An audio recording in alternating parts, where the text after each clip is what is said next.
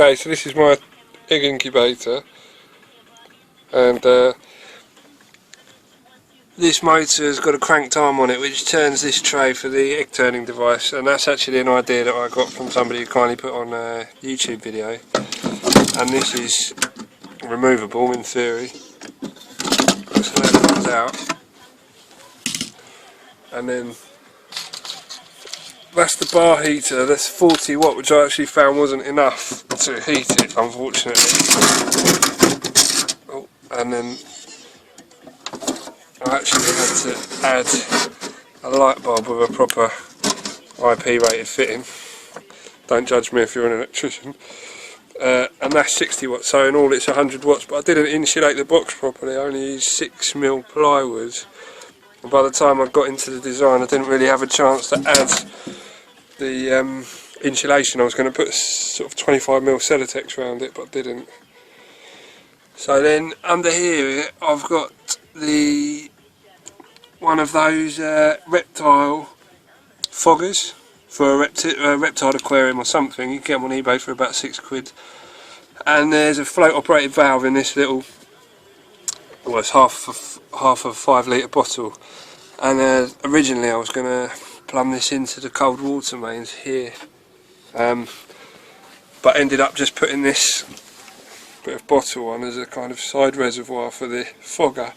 And if it had been plumbed into the mains, then it would have had a 1.25 inch outlet, just in case it overflowed or the float operated valve failed. But then also there's something I overlooked with the fact that water vapour is heavier than air, and I actually needed the water vapour to be able to come into the top area where above where I removed the tray with the bulb in it. And so you can't see it very well with the light. There's a computer fan here just blowing into another bottle, which then goes in this 1.5 inch tube and blows the vapour through this little enclosure and up. I don't know if you can see it with the light. Up through this tube really, just a bit of three-quarter tube up into the top compartment, which gives the humidity. And then the controls are just literally two. I'll plug it in a minute. Oh. This is a humidity control on the right for that fogger, which is just 240 volts. Plug it in. And yeah, I mean online I've gathered that the optimum efficiency, or humidity even for this, would be sort of around 52 before the hatching period. And you can calibrate these to the right kind of within 1% on the humidity and on the temperature, which controls this bulb, which you can't see because it's dazzling the camera, and it controls this bar heater, which has also got a couple of little mini computer fans just to keep the air forced through.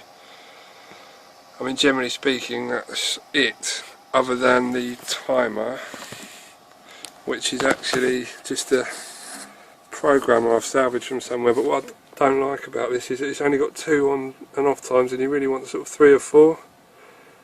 And so really I want it to circulate every 6 hours within a 24-hour period.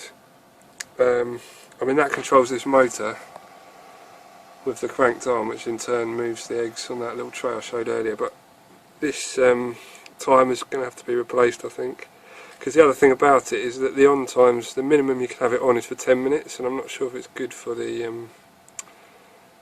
eggs to be turned that much.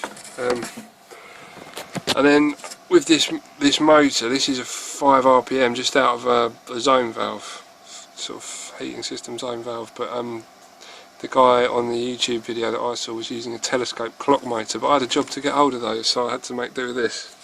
But the one that he specified, I'll put the link in the bar. It's only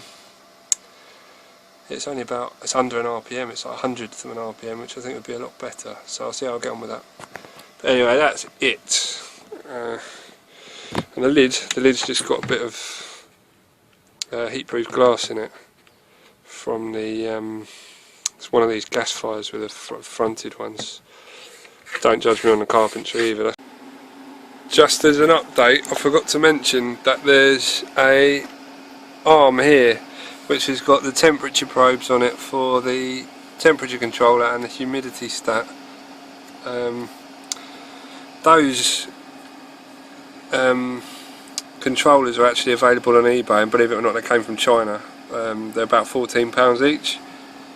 It's on now. I don't know if you can see the humidity just coming out. Yeah, directed into the top chamber there. And the only other thing that I didn't mention earlier, well, it's probably lots, but one of them was that at the bottom of the incubator, I used a plastic tray and built these. I built the rest of it around the tray at the bottom, which would then serve as a tank, as it were, or a bund if the water side failed on it. But that was assuming it was connected to the mains, which it isn't. Oh, and one other thing is I had a bit of a trouble with this egg roller. It would stick. It was catching when the motor was trying to turn it on the walls of the incubator. So I had to put little wheels on it, just with washers. That's all, and some screws there, and then it rolls on them at the bottom. And I found that actually made it move a lot better. And then just a little tiny bit of grease on the wood there, which now I've got on my finger, just to make it rotate better, to give it sort of minimal friction really. Other than that, I think I've covered everything.